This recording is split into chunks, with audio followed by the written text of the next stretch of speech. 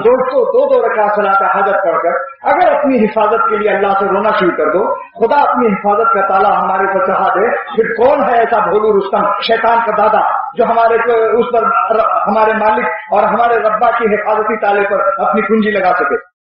ये रोने से काम बनेगा। आप कितनी ही वादा अहद करो, नहीं देखेंगे। जब मौका आएगा चारों खाने से हो जाओगे। अल्लाह ताला से मांगो, जारी और गिरिया जारी, रोना शुरू करो।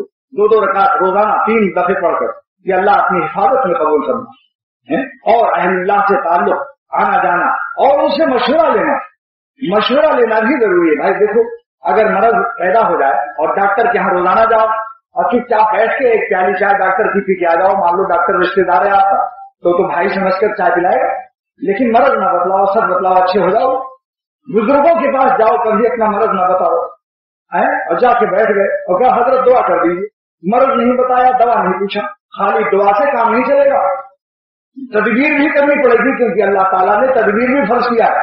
यह हुस्न मिन अब्सारिहिम, क्यों नाज़िल किया इस आयत को कि अपनी निगाहों को नीची करो नामहरम औरतों के सामने, क्यों फरमाया? यही फरमाया थे। अगर यही फरमाते नहीं तुम देखो सब कुछ हम तुम्हारी हिफाजत करेंगे, बेफिक्र रहो, जो चाहो करो, ये तो नहीं फरमाया, तदबीर करने का हुक्म दिया। लिहाजा तदबीर भी फर्ज है। एक बुजुर्ग से एक शख्स ने कहा, नौजवान ने, कि हजरत दुआ कर दो मेरे बच्चा हो जाए। 3 बरस तक दुआ करते रहे, बुजुर्ग सजदे में रो रो के। एक दिन पूछा, भाई तुम 3 बरस से दुआ करा रहे हो, तुमने शादी की कि नहीं अभी? उसने कहा हजरत अभी तो शादी नहीं की। और मैं कम वक्त फिर तेरे पेट से निकलेगा क्या?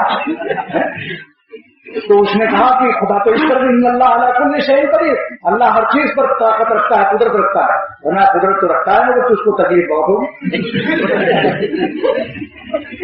तो दोस्तों, 2 तदबीर भी करो, अल्लाह से मांगना के साथ साथ खुदा से मांगो। हकीमुल उम्मत ने 3 नुस्खा बयान किया है गुनाह से बचने का, सुन लो ना। नंबर 1, अल्लाह से हिम्मत की दुआ मांगो कि अल्लाह हिम्मत दे गुनाह छोड़ने की। नंबर 2, खासा ने खुदा मकबूलाने इलाही, अल्लाह के प्यारे और मकबूल बंदों से दुआ की दरख्वास्त करो।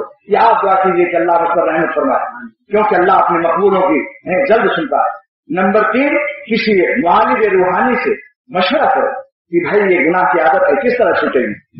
इंशाअल्लाह 3 काम कीजिए, जरूर निजात मिल जाएगी।